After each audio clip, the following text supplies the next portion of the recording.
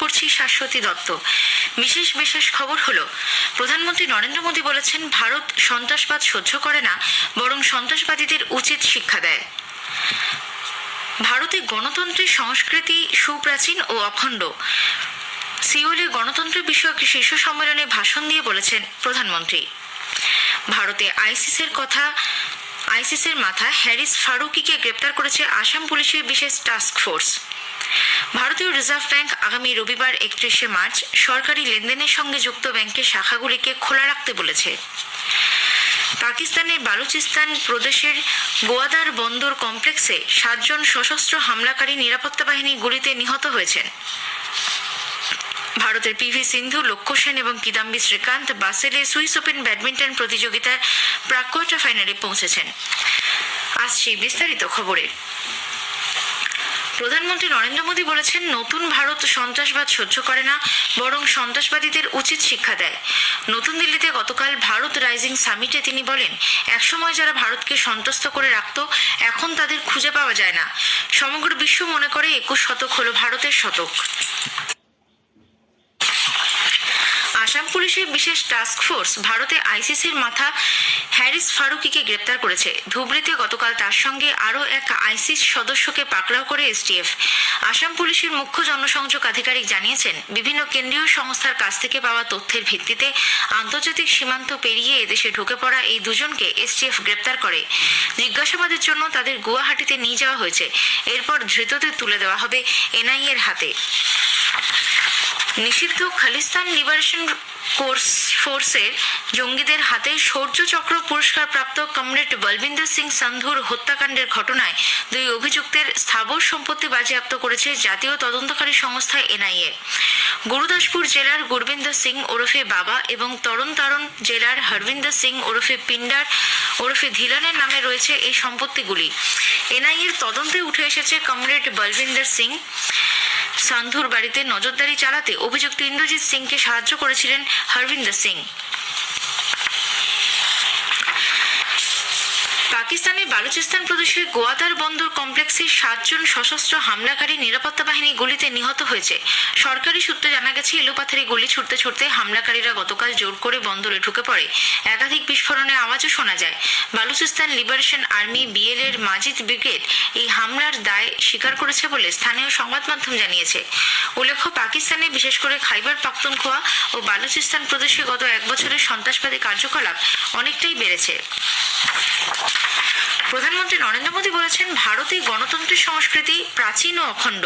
গত সন্ধ্যায় সিওলে দক্ষিণ কোরিয়া আয়োজিত গণতন্ত্র বিষয়ক শীর্ষ সম্মেলনে ভার্চুয়ালি ভাষণ দিয়ে তিনি বলেন, ঐক্যমত্য গড়ে তোলা, খোলামেলা এবং মুক্ত আলোচনা ভারতের ইতিহাসে বারবার প্রতিধ্বনিত হয়েছে। আর কয়েক সপ্তাহ পরেই বিশ্ব ভারতের বৃহত্তম গণতন্ত্রের উৎসব প্রত্যক্ষ করবে। মানব জাতির ইতিহাসের সবচেয়ে বড় নির্বাচনী মহড়াতে 100 কোটি ভোটার ভোট দেবেন বলে আশা করা হচ্ছে। তিনি বলেন, ভারতের মানুষ আরও একবার গণতন্ত্রের প্রতি তাদের আস্থার কথা ভোটদানের মাধ্যমে ব্যক্ত করবেন।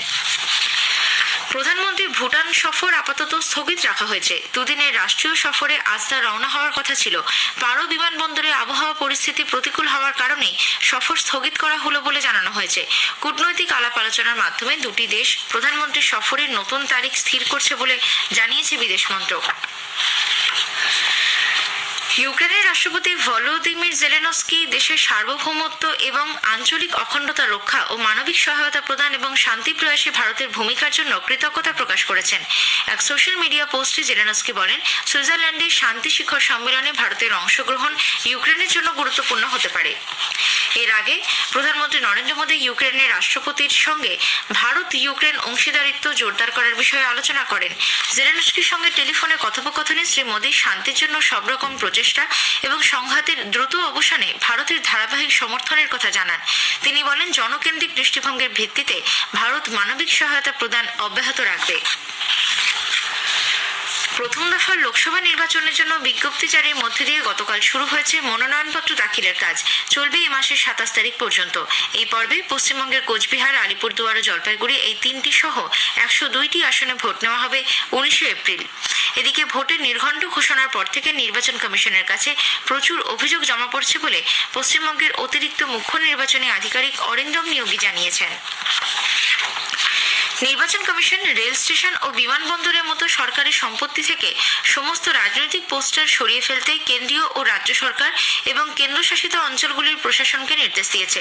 এক চিঠিতে কমিশন বলেছে, দেশের বহু জায়গায় এখনো অনুমোদনহীন রাজনৈতিক বিজ্ঞাপন দেখা যাচ্ছে বলে তাদের কাছে বিভিন্ন মহল থেকে অভিযোগ আসছে। নির্দেশ অমান্য করাকে কমিশন গুরুতর বিষয় হিসেবে দেখছে বলেও উল্লেখ করা হয়েছে চিঠিতে। সমস্ত সরকারি সম্পত্তি থেকে অনুমোদনহীন রাজনৈতিক পোস্টার হটানোর নির্দেশ কার্যকর করার রিপোর্ট আজ বিকেল 5টার মধ্যে কমিশনের কাছে দাখিল করতে হবে। তামিলনাড়ুর রাজ্যপালের পদে ইস্তফা দেওয়ার পর তামিলিসাই সৌন্দররাজন গতকাল পুনরায় বিজেপিতে যোগ দেন। লোকসভা নির্বাচনে তিনি প্রার্থী হবেন বলে মনে করা হচ্ছে।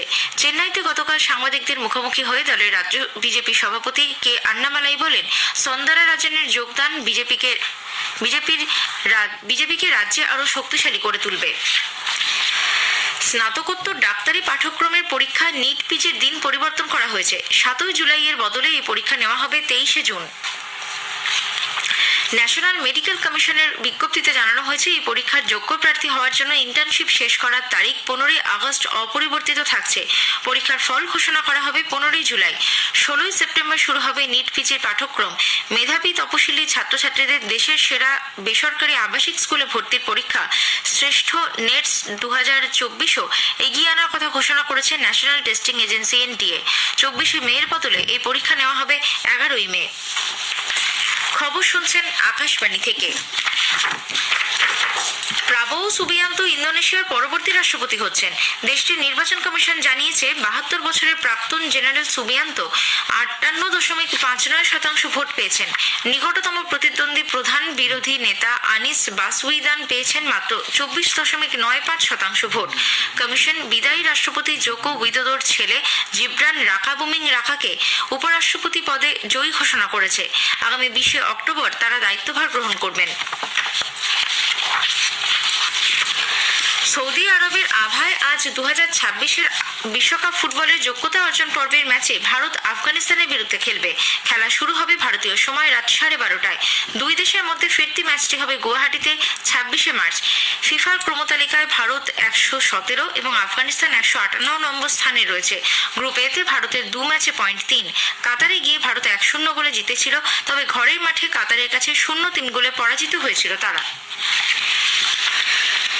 মিয়ামি ওপেন টেনিসে ভারতের রোহন বোপান্না অস্ট্রেলীয় জুটি ম্যাথু এবডেনকে সঙ্গে নিয়ে তার অভিযান শুরু করছেন। তারকা এই জুটি ইতালির আন্দ্রিয়া ভাভাসেরি এবং সিমোনে বোলেল্লির মুখোমুখি হবেন। বর্তমানে ভারত ও অস্ট্রেলিয়ার এই জুটি এটিপি পুরুষদের ডাবলস র্যাঙ্কিং এর শীর্ষস্থানে রয়েছে।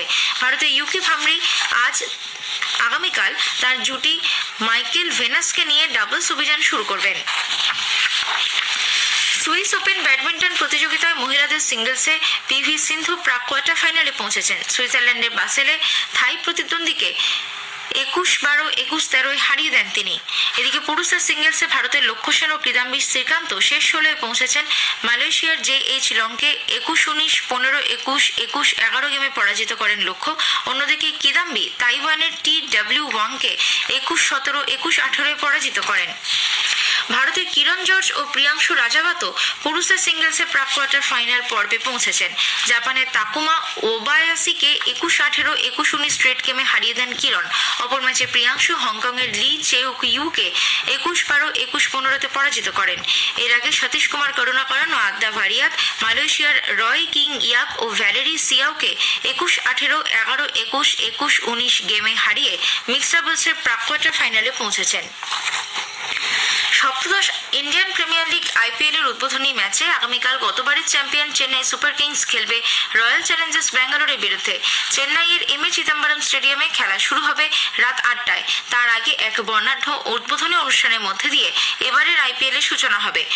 অনুষ্ঠানে সঙ্গীত পরিচালক AR রহমান, সঙ্গীত শিল্পী সোনু নিগম, চলচ্চিত্র অভিনেতা অক্ষয় কুমার ও টাইগার শ্রফ উপস্থিত থাকবেন।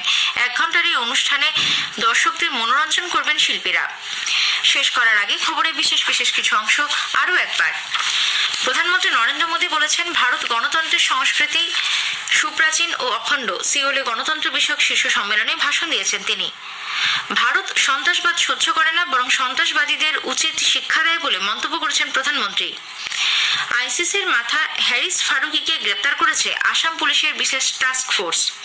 ভারতের পিভি সিন্ধু, লক্ষ্য সেন এবং কিদাম্বি শ্রীকান্ত বাসেলে সুইস ওপেন ব্যাডমিন্টন প্রতিযোগিতায় প্রাক কোয়ার্টার ফাইনালে পৌঁছেছেন। খবর শেষ হলো।